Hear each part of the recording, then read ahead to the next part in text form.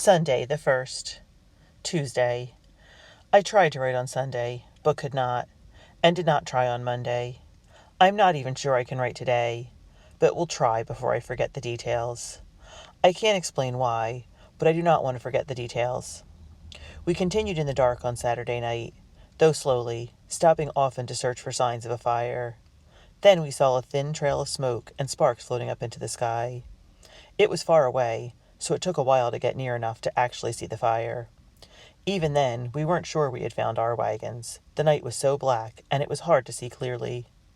But as we got closer, we could see the shape of 2 wagons. And then I saw Zephaniah and Redtop grazing nearby.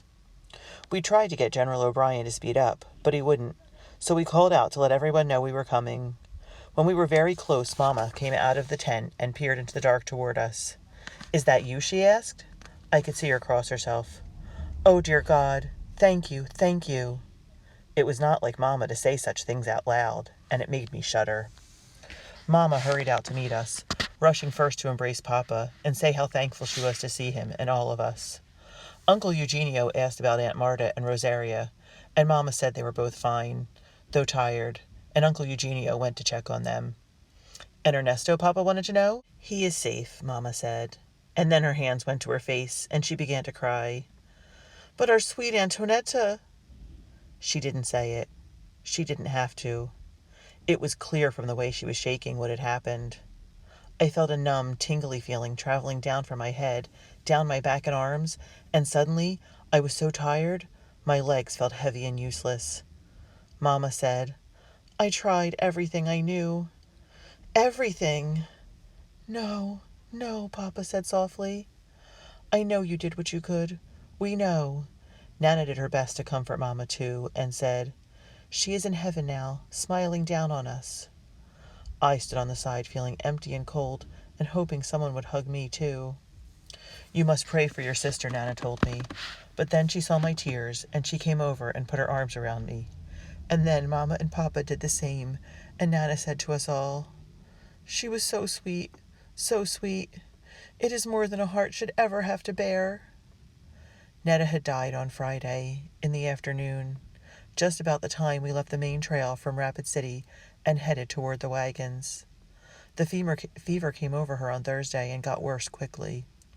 Mama did not want to tell me many details, but from the little she did say, it must have been horrible for poor Netta.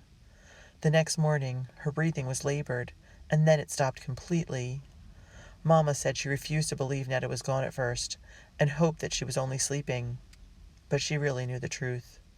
When she was sure, really sure, she went and dug a little hole outside of camp.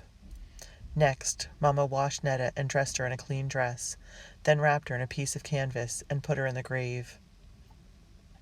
Mama apologized over and over as she was telling us this, sorry that she could not give her little girl a better burial, and I couldn't help crying. I felt so bad for Mama and Netta, wishing I could have been there to be of some help. Papa was very quiet when Mama told us all of this, his eyes so sad and lost-looking.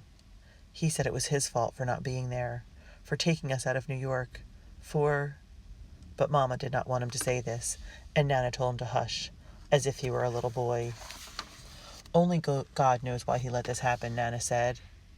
After a while, Papa said he would make Netta a good coffin to keep her safe, and Uncle Eugenio, who was so quiet you would think it was Rosario who had died, said he would help.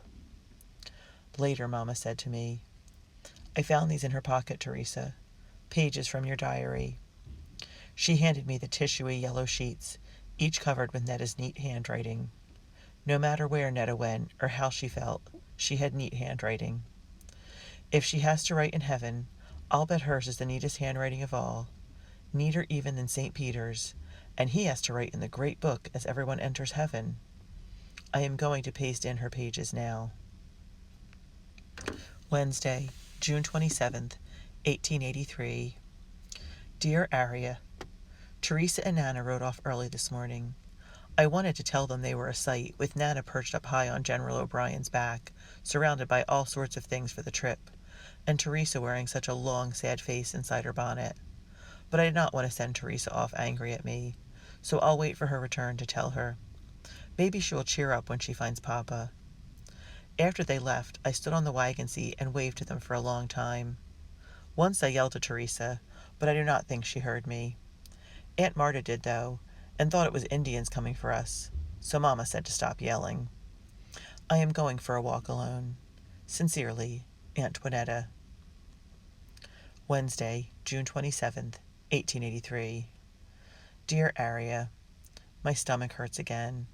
When we were on the train, my stomach also hurt, but it went away in a few days, and I guess this will too. The Shaker Almanac doesn't say anything about fevers, but I did find a letter in it from Melinda Ford of Grand Detour, Illinois, who said the Shaker extract has cured her son's cough when nothing else had. Her letter was nice, but I like what was written underneath better. What ship carries more passengers than the Great Eastern? Courtship! I will show that to Teresa when she gets back, and ask her if her ship will be named the John Wilson. Sincerely, Antoinetta. Thursday, June 28th, 1883. Dear Aria, our patients all seem a little better. I wish I could say that my stomach was better, but it is not. Neither are my head nor my eyes. Even my fingertips ache. I do not want to tell Mama, so I am going to sit under the wagon and rest. I will talk more later. Sincerely, Antoinetta. Thursday, June 28th, 1883. Dear Aria, very hot, and so am I. Every little noise hurts. I am going to rest more now. Sincerely, Antoinetta. When I saw that Netta had misspelled sincerely, I felt myself smile, because I had found a mistake of hers at last. Then I remembered, and was sad all over again. End. TAV. Tuesday still. We reburied Netta in the afternoon, and I think Mama is glad that has been done. Papa used sideboards from the wagon to make a solid box, then sealed the cracks inside and out with axle grease. He left Netta wrapped in the canvas. He said it would keep her warm and dry, nailed and sealed the lid in place, then put the coffin in the hole, which Uncle Eugenio had dug deeper. We all gathered stones and piled them on top of the dirt until we had a large enough pile to keep out animals. Even Ernesto managed to leave the tent and put a small stone on. Then we all recited prayers, though I just said the words and did not really pray. I was thinking of how Netta would never write in my diary again, and how I would miss her following me around and writing about it. End. TAV. Later. Very quiet night. Some coyotes are about, but they are not talking much. Everyone is very tired, but Ernesto asked for something to eat. When I brought some bread in to him, I noticed his eyes were red and blotchy, and he was sniffling a lot. It should have been me, not Netta, he said. I was going to say he was just being silly, but I could see he was trying to be brave. So I said, Netta knows how you feel, Ernesto. We all do. End. TAV. Wednesday. Uncle Eugenio wondered if we should think about catching up with the train before it leaves us completely behind. Papa said there was no rush, and that we would stay a few days, so Ernesto and Mama and I could rest. But I think it is something else, too. Neither Mama nor Papa wants to leave Netta. Not yet, anyway. And neither do I. I want to stay to make sure she is all right. If Netta were here, she would write that we are all being silly, because a dead person can never be all right again, no matter how long we stay. And I know that's true, but I want to stay anyway. For a while. But the talk of the train did get me thinking about the people there, especially Mary Margaret and J.W. Mama and Papa and Nana are here, of course, but I would like to have someone else besides them to talk to about Netta and how I feel. End. TAV. Thursday. Today around noon we saw a rider heading toward us from the direction of the train. He was far away, 2 or more miles I would guess, so we could not tell who he was, but we could see that he was leading a pack horse with supplies.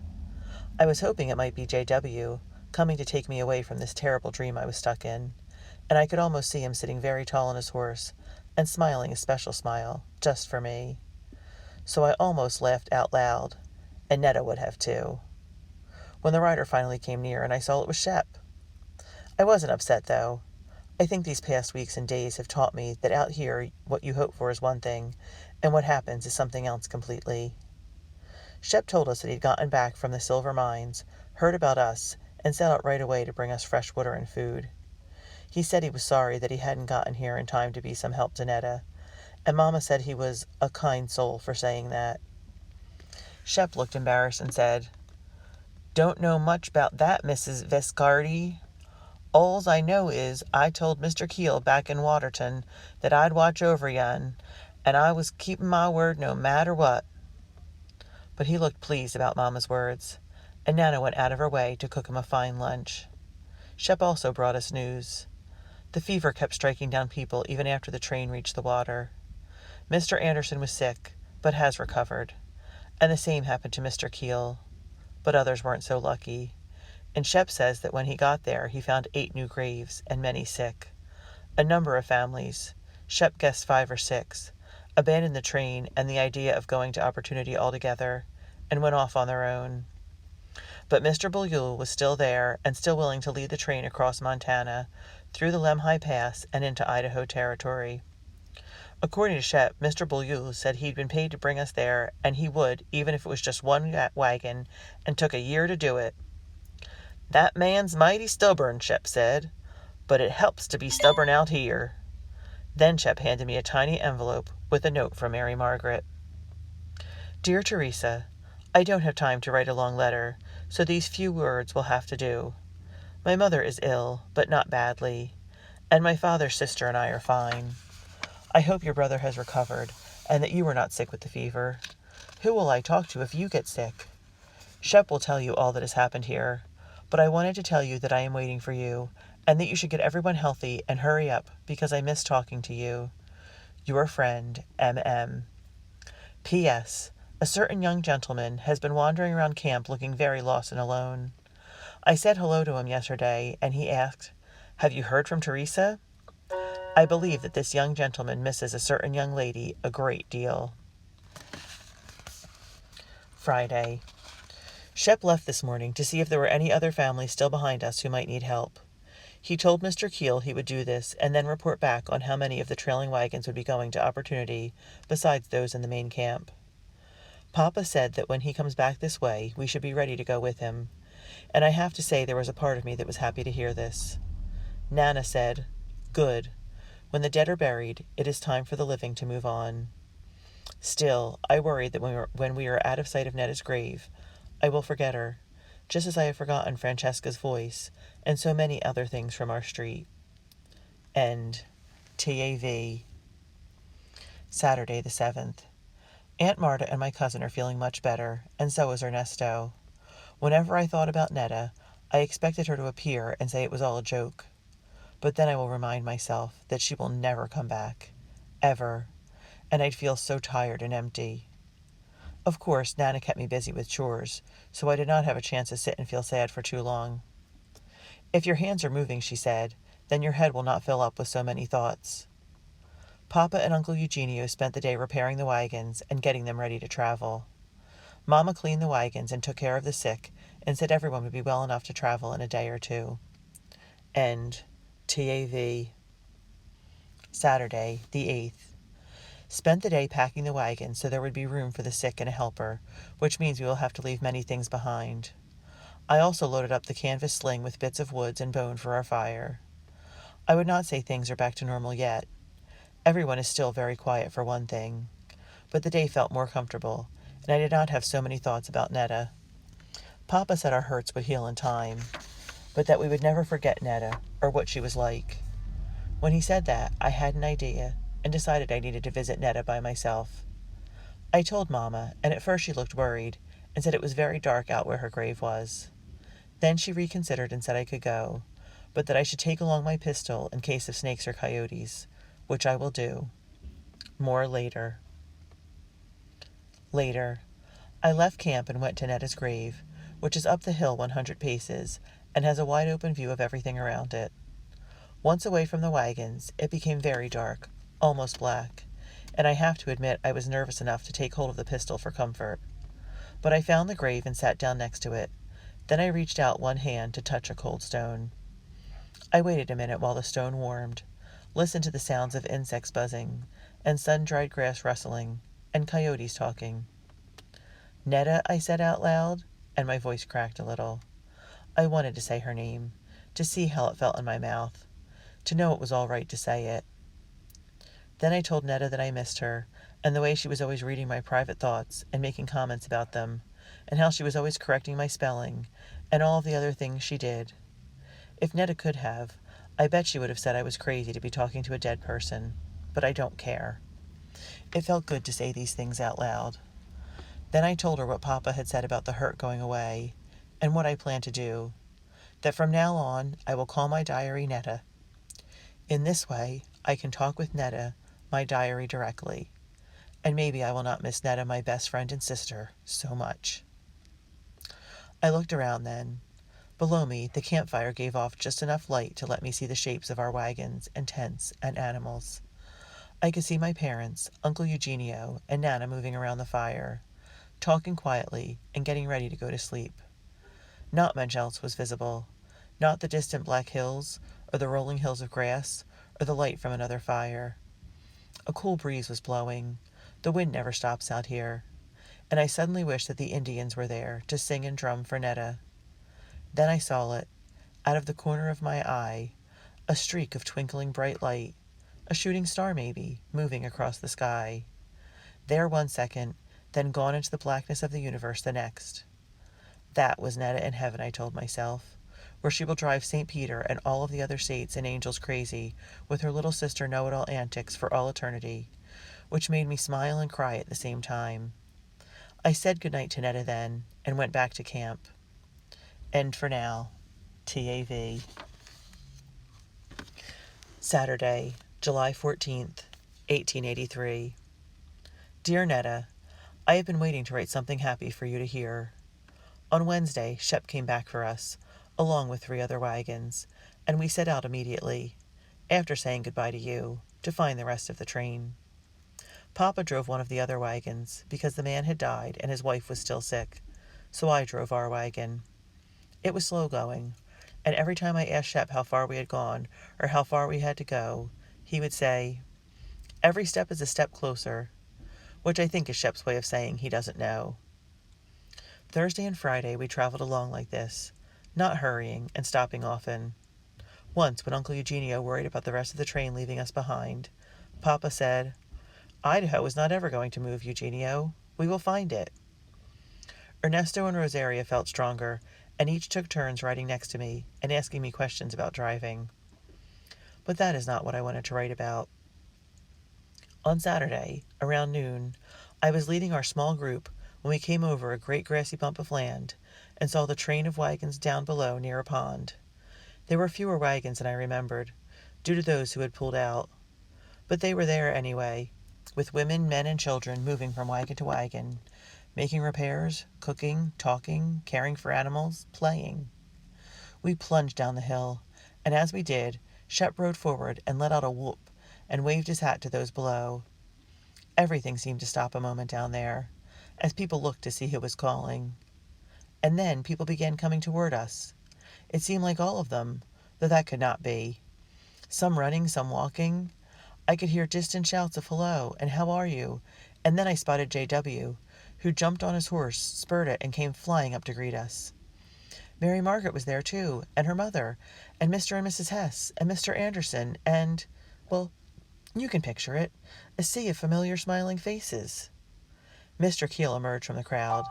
He had changed from his black clothes into those of a cowboy, complete with a big, wide-brimmed hat, and looking even sillier than before, if that's possible. But his voice was strong and booming and reassuring, like the first time we heard him speak. When I saw them all, I felt myself smiling wide. "We were worried about you," Mr. Keel called to our little group. "Welcome home." I will always miss my friend Francesca, and my teacher, Mrs. Curran, and Nicola, and everybody from our street. That will never change. But do you know what, Netta? I think Mr. Keel is right about this being home.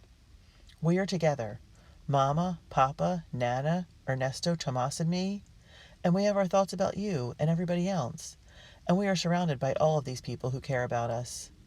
And in a few days, Mr. Keel told us, We will all leave for the Idaho Territory, an opportunity, and I can't wait to tell you all about it. I will talk with you again soon.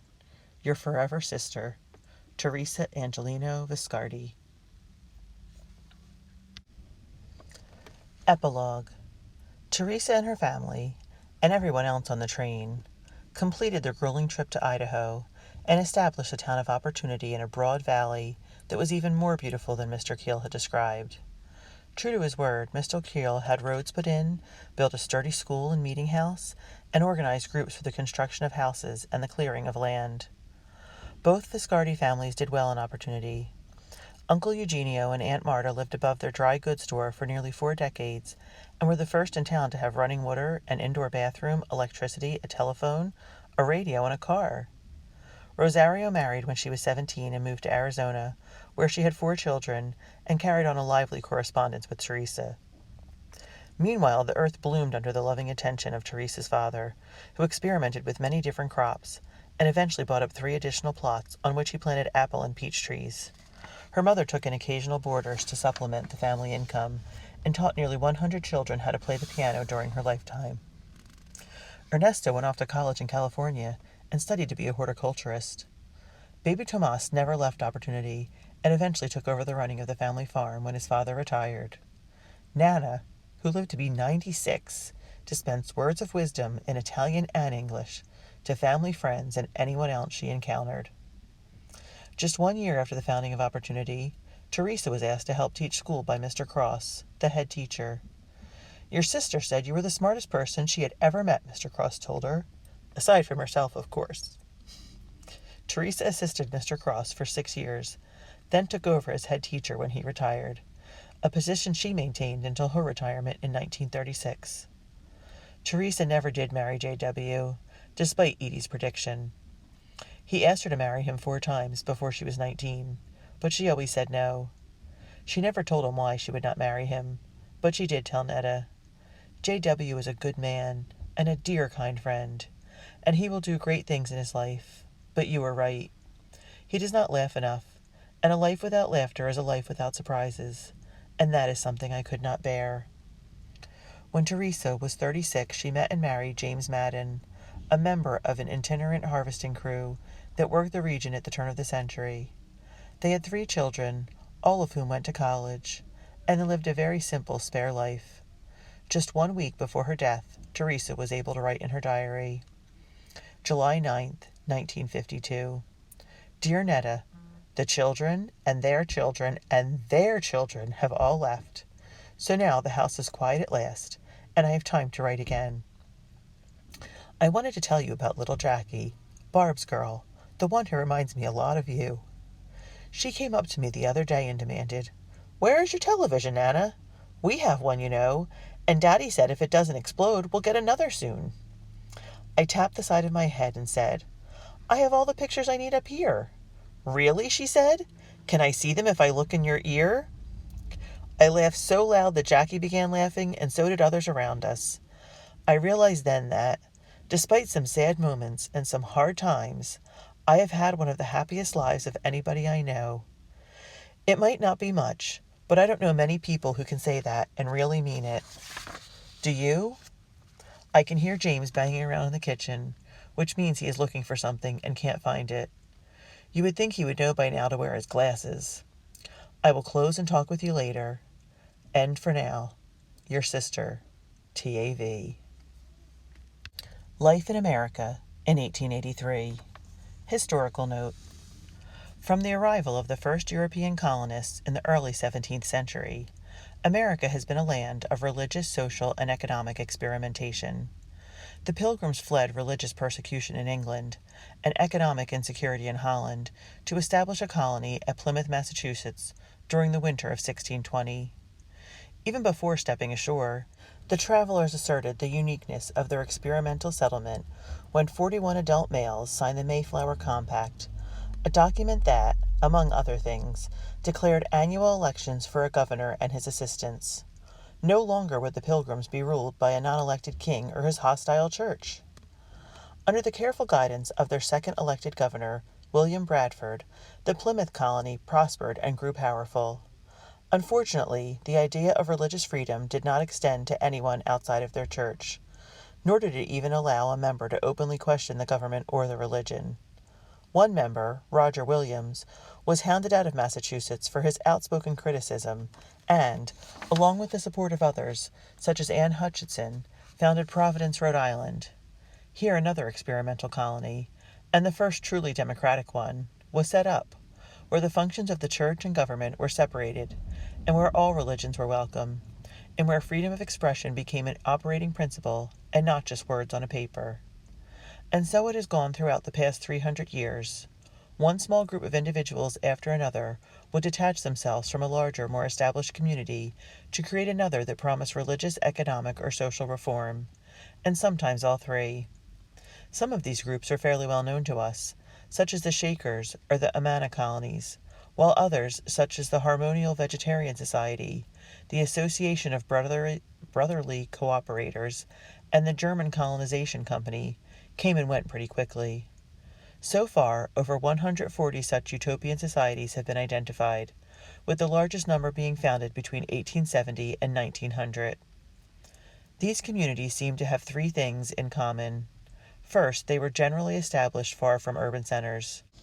Of course, land was cheaper the farther one got from the big cities, but a more practical reason was that such distance allowed these societies to operate without interference. Second, these communities usually relied on and required some sort of communal labor and sacrifice. And third, most were headed by energetic and charismatic leaders who wanted to see their ideas and ideals becoming living reality. Some of these leaders were cruel, egotistical individuals who exploited the zeal of their followers for their own benefit. But many were good, honest men and women who guided their followers with compassion and fairness and shared in the hardships and work imposed on the group. The real William Keel, on whom the character of the same name in this book is loosely based, seems to have been a blend of both. Many of his followers considered him abrasive and autocratic, but many more saw him as a positive force in their lives. Whatever the truth, he was able to establish two communities, one in Missouri, 1844, and the other in Oregon, 1854, that managed to survive and prosper as cooperative enterprises until 1881. And he really did bring his dead son Willie west in a lead-lined, alcohol-filled coffin. America in 1883 was a land caught between two eras. The Industrial Revolution had taken firm hold and allowed millions of people to leave their farms to seek work in factories. Modern conveniences, such as the electric light and telephone, had been developed and were being used in increasing numbers. And a massive railroad system made travel east of the Mississippi quick and easy, while a transcontinental route ran through the center of the United States to California. But America was still very old-fashioned in many ways.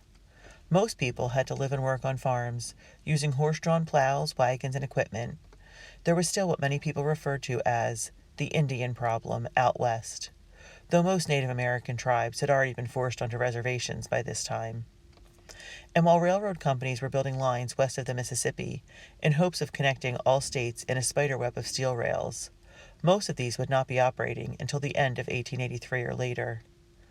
A journey to the west meant using modern steam power for as far as possible, then relying on horse, mule, or ox muscle for the remainder of the trip. This could be a short hop of 50 miles if one were lucky, or several hundred, depending on how wild and desolate the region happened to be. Such a journey was always a physical and emotional trail, sometimes even a greater than leaving behind friends and family or living in an experimental community with strangers. This was especially true for girls. They usually left their homes proper young women, clothes neat and decent, hair brushed, nails clean. But the close confines of a hot, steamy train, the frequent bouts of food poisoning, and the rigors of wagon travel soon brought about a transformation. Dust covered their clothes and shoes, nails were broken, skirts were singed by the open fires, hair went unbrushed for days on end. This happened even as horrified mothers, and sometimes grandmothers, urged and ordered these girls to remember there was an unwritten code of conduct they should follow. It happened because traveling through wild territory was always hard and sometimes dangerous, and everyone, girls, mothers, and grandmothers, had more important things to think about and do. There are positive consequences to this type of travel, of course. Girls were often required to solve problems usually left to the men and boys. They did work they had never done before, such as drive a fully loaded wagon over rough terrain. They faced sickness and death, sometimes on a daily basis. They often lived and functioned on their own with little or no help. These things left girls with a stronger sense of self. They could do the work. They could overcome obstacles and fear. They could survive. An experimental community held out hope of freedom and emotional security. Girls often found these qualities in themselves long before the journey ended.